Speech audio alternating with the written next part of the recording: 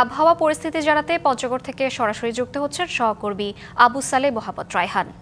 রায়হান, তীব্র শীতে জনজীবনে কেমন প্রভাব পড়েছে এবং বৈরী আবহাওয়ায় ফসলে রোগের কোনো আক্রমণ হচ্ছে কিনা জানাবেন। সর্বনিম্ন তাপমাত্রা 9 ডিগ্রি সেলসিয়াস ছিল। আজকে কিন্তু সেই তাপমাত্রা কিছুটা বেরিয়ে 9.4 ডিগ্রি সেলসিয়াস রেকর্ড করা হয়েছে। আমরা গত কয়েকদিন আগের কথা যদি বলি, জেলা জুড়ে কিন্তু বৈরী আবহাওয়ার কারণে আকাশে মেঘের কারণে কিন্তু জেলা জুড়ে তীব্র শীত অনুভূত ছিল। অর্থাৎ দিনের সর্বনিম্ন তাপমাত্রা 12 ডিগ্রি সেলসিয়াস হলে দিনের সর্বোচ্চ কিন্তু 14 ডিগ্রি সেলসিয়াসের মধ্যে অবস্থান করছিল, যার ফলে জেলা জুড়ে কিন্তু তীব্র শীত অনুভূত হয়েছিল এবং বৃষ্টিকণা জেলা জুড়ে কিন্তু শীতের তীব্রতা আরো বাড়িয়ে দিয়েছিল।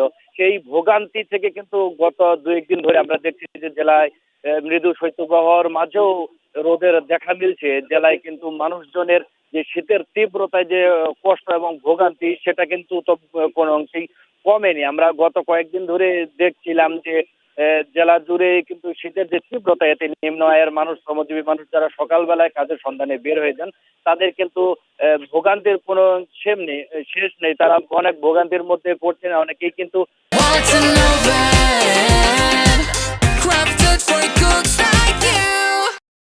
কাজের সন্ধানে গিয়েও সময় মতো যোগ দিতে না পারে ফিরে আসতে হচ্ছে। এছাড়া যারা তৃণমূল নিম্ন আয়ের মানুষজন আছেন, তারা কিন্তু আগুন পোহাচ্ছেন শীতের তীব্রতা থেকে রক্ষা পাওয়ার জন্য। এছাড়া জেলায় যে সিংহভাগ নিম্ন আয়ের মানুষজন রয়েছে, তারা কিন্তু এখনো পর্যন্ত তেমন উল্লেখযোগ্য শীতবস্ত্র পায়নি। জেলা প্রশাসনের পক্ষ থেকে সামান্য শীতবস্ত্র বিতরণ করা হলো। বেসরকারি পর্যায়ে অন্যান্য বছর যে তুলনায় শীতবস্ত্র বিতরণ করা হতো, সেই শীতবস্ত্র কিন্তু এবার তেমনটি আমরা বিতরণ লক্ষ্য করছি না।